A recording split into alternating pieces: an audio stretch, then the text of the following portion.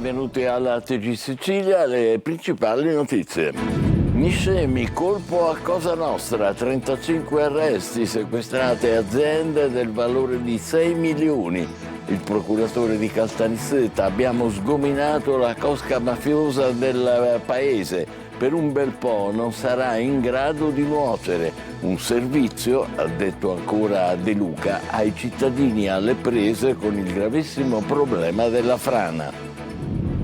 Alba di fuoco al porto di Scoglitti, incendiate 2 barche da diporto. I vigili del fuoco spengono tempestivamente le fiamme, mettendo in salvo altre imbarcazioni attraccate. Quasi certa l'origine dolosa del rogo. Palermo, il papà porta hashish, cocaina e crack al figlio detenuto nel carcere di Pagliarelli, arrestato dopo la perquisizione degli agenti penitenziari nella sala colloqui, denunciato il figlio. Pavia, denunciati per omissione di soccorso i 4 amici del 16enne di origine egiziana accusato di aver ucciso Gabriele Vaccaro. Stasera fiaccolate in memoria della vittima a Favara e nella città lombarda. A Palermo stasera manifestazione di associazioni e sindacati perché sia fatta piena luce e giustizia per i 2 operai morti precipitati dalla gru in via Marturano. Parteciperanno i familiari delle vittime. Agrigento, crollo nella notte nel rione Santa Croce, un boato improvviso ed è venuta giù parte di una palazzina abbandonata da anni. Nessun ferito per fortuna, ma tanta paura nel quartiere. Oggi giornata mondiale della terra. A Noto, Robidone, eccolo qua, robot ambientalista, ha conquistato gli alunni della scuola Melodia, suggerendo a voce i comportamenti necessari per mettere in salvo il pianeta. Calcio contro l'Atalanta Under 23, il Catania si gioca in trasferta il secondo posto. L'obiettivo è arrivare ai play-off da testa di serie. Toscano alle prese con assenze e diffide.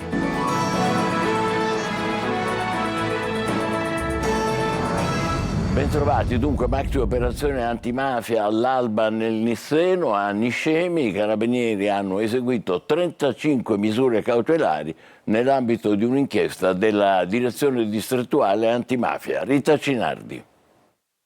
Facevano affari nel settore degli oli esausti e gestivano il traffico di droga imponendo il controllo del territorio con le regole di Cosa Nostra, e questo è il quadro che emerge dall'operazione scattata all'alba a Niscemi, dove i carabinieri hanno eseguito 35 arresti su richiesta della direzione distrettuale antimafia. L'inchiesta ha permesso di ricostruire l'organizzazione guidata dai fratelli Musto, ritenuta ai vertici della famiglia mafiosa di Niscemi. Secondo gli investigatori il gruppo avrebbe infiltrato il tessuto economico imponendo con minacce e intimidazioni accordi a commercianti ed esercenti, condizionando le attività e limitando la libera concorrenza. Il procuratore capo Salvatore De Luca ha sottolineato come grazie a questa operazione Cosa Nostra a Niscemi si sia ridotta ai minimi termini. La quantità delle denunce lascia molto a desiderare, ma si deve sottolineare che quelle poche che ci sono hanno un valore enorme, sia come valore simbolico sia come valore sostanziale, perché comportano una crepa nel muro dell'omertà e quindi comporta anche un senso di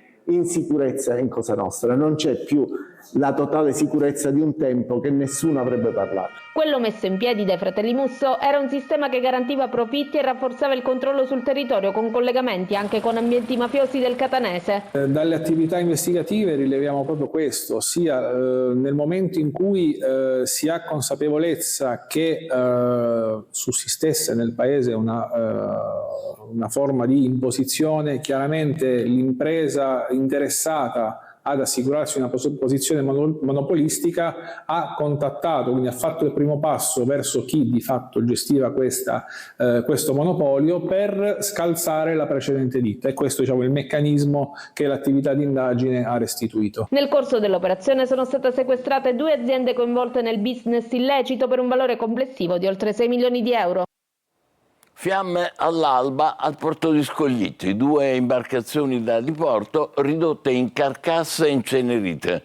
Messe in salvo dai vigili del fuoco altre imbarcazioni che rischiavano di prendere fuoco. Le prime verifiche escludono già l'origine accidentale del rogo. Veronica Barbarino. Un inferno galleggiante. Dal molo di Levante, nel porto di Scoglitti, questa mattina all'alba una barca da diporto ha preso fuoco. Un incendio su cui aleggia l'ombra del dolo, che ha colpito anche una seconda barca e quasi scatenato una catena di fuoco e minacciato decine di natanti e le strutture portuali. Decisivo l'intervento del comandante della Guardia Costiera, che insieme al personale dipendente e 2 concessionari ha affrontato le fiamme da vicino, trainando le barche fuori dall'aria e scongiurando il peggio. Sul posto i vigili del fuoco intervenuti da Ragusa e Santa Croce Camerina. Nessun ferito, ma danni importanti.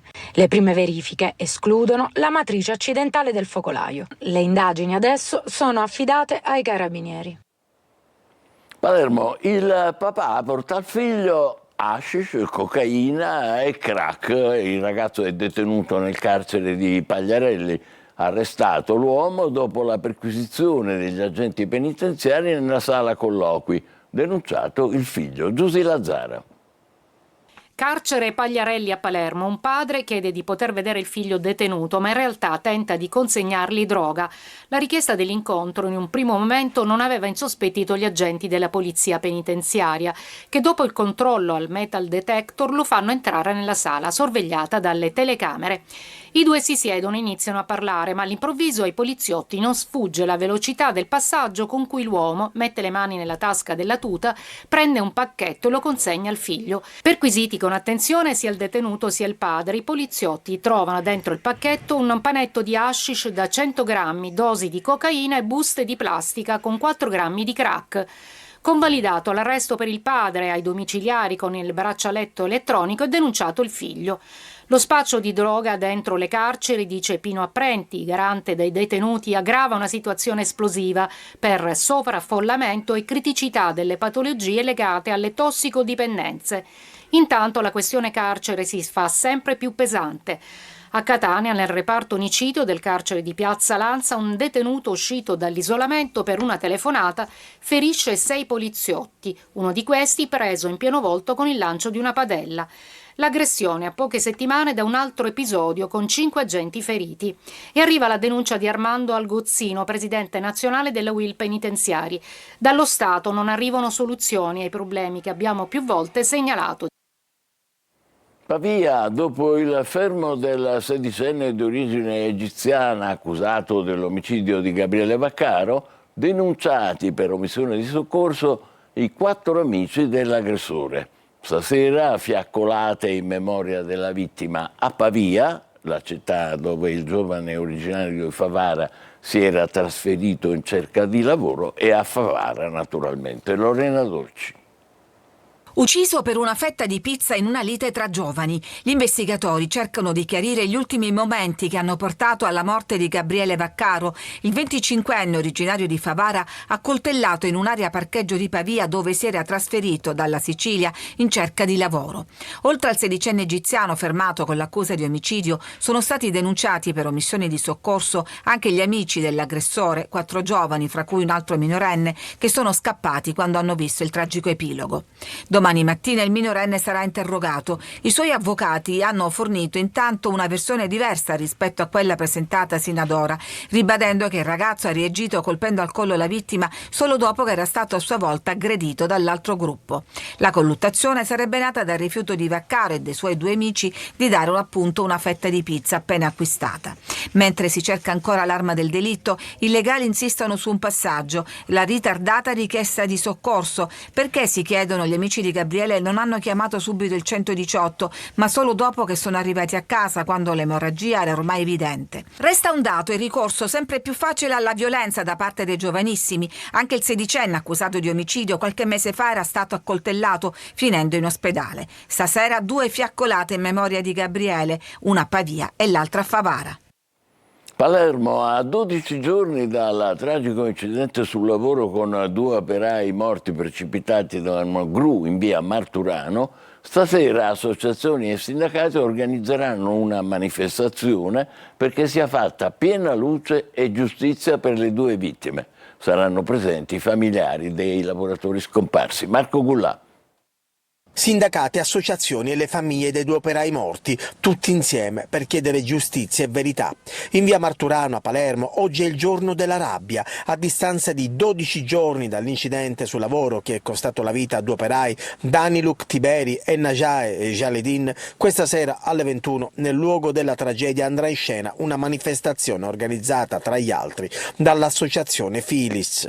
Per favore non lasciateci soli. Laura, moglie di Najae Jaledin, uno dei morti sul lavoro dello scorso 10 aprile per il cedimento di una gru in via Ruggero Marturano insieme al collega, chiede aiuto a tutta Palermo. Pertanto ricondividete questo video perché i lavoratori morti erano senza tutele, senza sicurezza, lavoravano anche in nero. Le indagini intanto vanno avanti, i 2 operai lavoravano come acrobati senza rete e per giunta senza una formazione adeguata per operare in quota. E prende corpo anche un sospetto preciso: per risparmiare tempo e denaro sarebbero state aggirate le procedure di sicurezza nell'utilizzo della gru, spingendo il dispositivo oltre i limiti consentiti. A Barcellona, a Pozzo di Gotto, nel Messinese, 2 imprenditori del settore carburanti sono stati multati per 570.000 euro per sfruttamento del lavoro. La Guardia di Finanza ha scoperto 58 irregolarità tra lavoro in nero e contratti fuori norma. Simona Mazzone. Al lavoro 8 ore, ma in busta paga erano solo 6, straordinari non retribuiti sia per le notti che per i festivi, nessuna 13ª, e quando versata il dipendente era costretto a riconsegnarla in contanti al titolare. Dietro le colonnine di erogazione di 2 distributori di Barcellona Pozzo di Gotto nel Messinese si nascondeva un sistema di sfruttamento strutturato che ha portato alla luce numeri impressionanti: 27 lavoratori completamente in nero e altri 31 con contratto irregolare. La Guardia di Finanza ha smascherato un vero e proprio sistema fraudolento orchestrato nell'arco di 4 anni da 2 imprenditori del settore carburanti già finiti ai domiciliari lo scorso ottobre per lo stesso reato ai danni di 9 lavoratori addetti alle colonnine di erogazione del carburante. In totale 58 persone private dei propri diritti tra turni estenuanti non retribuiti e pizzo sulla 13ª e le retribuzioni erogate dai 2 datori di lavoro in assenza di tracciabilità per sfuggire al fisco. Un giro di vite che oggi, grazie alla sinergia tra Fiamme Gialle, INPS e Ispettorato del Lavoro, si traduce in una mazzata finanziaria, oltre 570.000 euro di sanzioni per i 2. Un segnale forte contro il profitto illecito ottenuto calpestando la vita di chi per necessità non poteva dire di no. A Agrigento, crollo nella notte nel centro storico, nel rione Santa Croce, una parte di una palazzina disabitata è venuta giù all'improvviso. Per fortuna nessun ferito, ma tanta paura nel quartiere. Davide Sardo. Un boato improvviso, poi il crollo. In pochi secondi è venuta giù una parte di una palazzina abbandonata da anni nel cuore del centro storico di Agrigento. È accaduto nella notte tra via Alletto e il rione Santa Croce, sopra via Garibaldi. Un rumore fortissimo ha rotto il silenzio e ha fatto scattare l'allarme. I residenti, pochi ma ancora presenti nella zona, sono tornati a vivere momenti di paura. C'è chi per precauzione ha deciso di lasciare casa e dormire altrove. A cedere è stato l'edificio già in pessime condizioni, una struttura da tempo disabitata e in parte già collassata. Il crollo è avvenuto proprio a causa dello stato di totale abbandono. Subito dopo l'allarme al 112, sul posto sono arrivati i vigili del fuoco, la protezione civile, i tecnici dell'ufficio tecnico e gli agenti delle volanti. Gli accertamenti hanno confermato che lo stabile era vuoto, nessuna persona è rimasta coinvolta. L'area è stata interdetta, transenne e delimitazioni sono state collocate attorno all'edificio per evitare rischi. Questa mattina nuovo sopralluogo con i tecnici del Comune, la Protezione Civile e l'ARPA, l'Agenzia regionale per la protezione dell'ambiente. Verifiche in corso sulla stabilità delle pareti rimaste e degli immobili vicini. Resta però il problema, un altro pezzo della vecchia città che cede, un degrado che va avanti da anni senza interventi risolutivi e il rischio che altri edifici possano crollare resta concreto. A Mister Bianco, nel Catanese, maxi sequestro della Guardia di Finanza, oltre 62.000 prodotti contraffatti, li vedete, tra accessori di abbigliamento e giocattoli, scoperti nel deposito di una ditta all'ingrosso. Gli articoli riproducevano marchi di lusso come Vuitton, Chanel, Gucci e altri brand ricercati dai più giovani, denunciato il titolare. Catania, maxi operazione della Polizia Municipale su Viale Mario Rapisardi è in corso Indipendenza, raffica di multe per sosta selvaggia e mancato utilizzo del casco. Rimossi anche 6 mezzi abbandonati. Tonino De Mana. Auto sulle strisce pedonali, scooteristi e motociclisti senza casco, mezzi abbandonati sulla sede stradale. Pioggia di verbali e sequestri della Polizia Municipale di Catania che ha effettuato una maxi operazione sul Viale Mario Rapisardi, uno degli snodi più importanti della città etnea. Una ventina di agenti impegnati, anche in borghese, per fare rispettare il codice della strada con maggiore attenzione all'utilizzo o al mancato utilizzo del casco. Un servizio che fa parte di nuovi obiettivi che ci siamo dati per il 2026, cioè dei controlli in aree dove solitamente non facciamo, la nostra presenza per chiaramente motivi di organico non è intensa. Alcuni numeri: 50 verbali elevati per sosta selvaggia, una ventina per il mancato uso del casco, quasi 40 kg di frutta e verdura sequestrati ad ambulanti e 6 auto abbandonate e rimosse, una di queste parcheggiata da diverso tempo in via Angelo Mosso, cui si riferiscono le immagini. Anche questo è un servizio che già da tempo devo dire che funziona molto bene e che si rivolge proprio al fatto di contrastare questo fenomeno dell'abbandono dei mezzi senza assicurazione, senza revisione, o dei mezzi abbandonati veri e propri che sottraggono tra l'altro parcheggi alla libera fruizione, oltre che essere pericolosi e igienicamente poco consoni. In diretta assistiamo anche al fermo di quest'auto, letteralmente sommersa di materiale ferroso di ogni tipo. Il mezzo è stato sequestrato e preso in consegna dalla Polizia Ambientale. Controlli, multe e sequestri anche al corso Indipendenza. Fra poco l'appuntamento con il vice sindaco di Catania Massimo Pesce in diretta su Telecolor dopo il TG alle 14.30. Per le vostre domande, segnalazioni e lamentele scrivete al numero WhatsApp 342 74 55 005 oppure inviate una mail a sicilia24focus@telecolor.it. Vi aspettiamo su Telecolor alle 14.30. Verso la nomina di 2 siciliani a sottosegretari del governo Meloni. Si tratta di Giampiero Cannella, vice sindaco di Palermo per Fratelli d'Italia, che diventerà vice ministro alla cultura. Massimo Dell'Utri, coordinatore di Noi Moderati in Sicilia, assumerà l'incarico di sottosegretario agli esteri. Le nomine saranno ufficializzate in giornata dal Consiglio dei Ministri. A Messina la polizia stradale insegna ai giovani le regole della strada e i comportamenti più sicuri. Centinaia di ragazzi in Piazza Duomo. Francesco Triolo. L'emozione di salire a bordo di un'auto o una moto della polizia stradale, il brivido di azionare la sirena. Centinaia di bambini hanno visitato il parco mobile della sicurezza stradale, l'iniziativa organizzata dalla polizia stradale nell'ambito della 26esima edizione del progetto Icaro. Piazza Duomo è diventata una città in miniatura con percorsi ricostruiti, cartelli stradali con obblighi e divieti, strisce pedonali, l'occasione per educare i più piccoli alla cultura della sicurezza e al rispetto delle regole. Dobbiamo coinvolgere i bambini grazie ovviamente agli insegnanti e ai dirigenti scolastici che ci hanno fornito il loro supporto per far capire ai bambini che la strada può essere un luogo pericoloso e bisogna ovviamente rispettare le regole, per far capire loro che il rispetto delle regole passa proprio per la tutela della difesa dell'individuo e delle persone. L'evento si inquadra nel percorso didattico avviato da tempo con la presenza anche degli agenti nelle scuole, dove gli alunni hanno imparato a conoscere la segnaletica stradale e le regole della strada attraverso giochi, filmati e cartoni animati.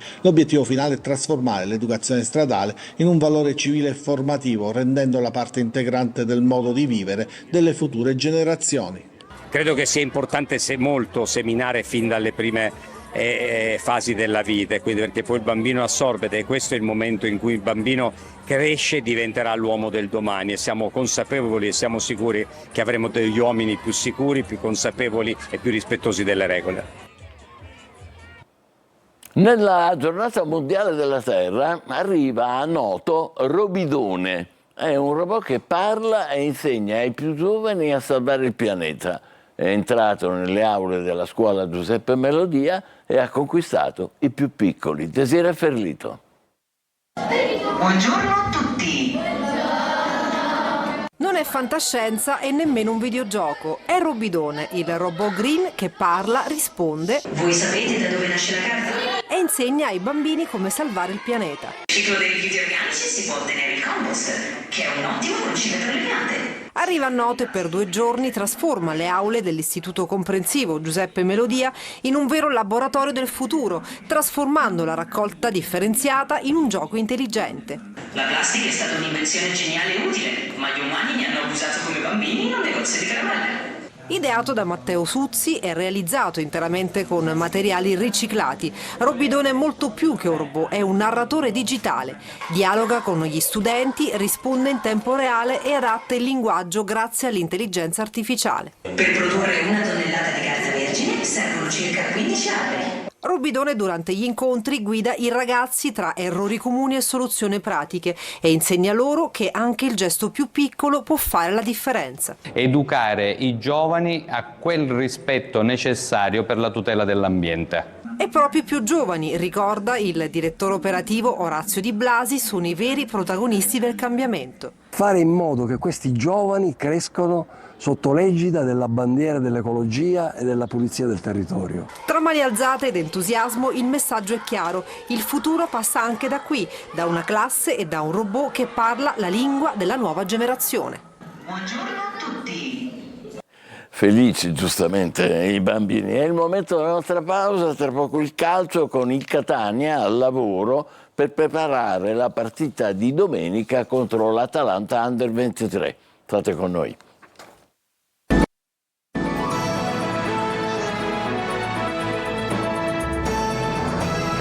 Catania da oggi al lavoro per preparare la partita di domenica a Caravaggio contro l'Atalanta Under 23. Da quella sfida dipenderà il secondo posto in classifica. Toscano deve fare a meno dello squalificato Quaini e quindi trovare un'alternativa in mezzo. Francesco Triolo. Il secondo posto non è l'obiettivo, ma per il Catania, arrivata a questo punto e con la promozione diretta ormai andata, è diventato un traguardo intermedio da non fallire. Inutile oggi guardare troppo indietro nel percorso della stagione, ma basti pensare che 3 settimane fa il vantaggio sul terzo posto era di 8 punti. Ecco quindi che la necessità di andare a difendere adesso la piazza d'onore all'ultima giornata appare riduttivo. Ma tant'è, perché quel margine cospicuo è stato bruciato in 3 partite a 90 minuti alla conclusione della stagione regolare. La squadra di Toscano si trova così ancora in bilico. Mancato il risultato pieno contro il Potenza, ormai senza obiettivi specifici dopo la vittoria in Coppa Italia che regala ai lucani l'accesso al primo turno della fase nazionale per gli spareggi per la B, la sfida di domenica in trasferta contro l'Atalanta Under 23 diventa decisiva per l'assegnazione del secondo posto che assicura il pass al secondo turno della fase nazionale dei playoff, per di più da testa di serie, cioè con l'andata in trasferta il 17 maggio, il ritorno in casa il 20 maggio, ma soprattutto con la possibilità per superare il turno di contare su 2 pareggi o su una vittoria e una sconfitta con uguale differenza reti. Proprio per l'importanza della partita, ecco che Telecolor la offrirà in chiaro e in esclusiva alla luce anche del divieto di trasferta imposta ai tifosi rossazzurri. Da oggi Toscano prepara il match sapendo che non potrà contare sullo squalificato Quaini ed è un'assenza non da poco, perché costringerà il tecnico a modificare un assetto, quello di centrocampo, già rodato. Potrebbe giocare Corbari, che però potrebbe essere anche preservato per precauzione, ma soprattutto Di Noia, pronto a dare una mano al fianco di Di Tacchio. La formazione insomma può cambiare, dipenderà da quello che l'allenatore vedrà in questi giorni di allenamento, a prescindere dal modulo utilizzato con la difesa a 3 e i 2 trequartisti. E noi ci fermiamo qui, grazie per averci seguito, buon pomeriggio.